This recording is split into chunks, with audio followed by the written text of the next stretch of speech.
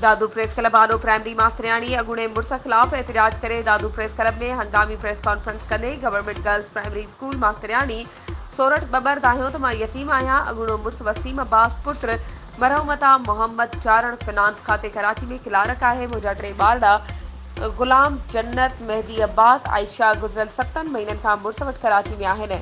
मुड़स 16 सालन का ज़हनी ऐं जिस्मानी टॉर्चर कंदो रहियो आहे, जंहिंखां तंग अची फेबरवरी 2024 में दादू जी अदालत मार्फत खुला वरिती आहे।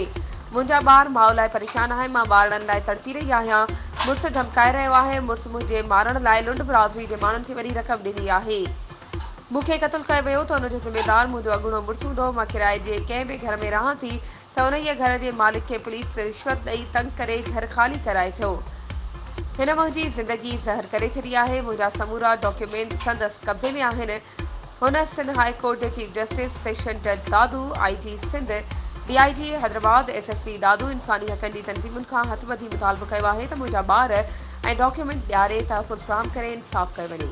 वधीक ख़बरुनि ऐं अपडेट्स जे लाइ असांजे चैनल खे सब्सक्राइब कयो ऐं हा, बेल आइकन खे प्रेस करणु न विसारिजो त जीअं असांजी हर नई अचण वारी वीडियो तव्हां ताईं पहुची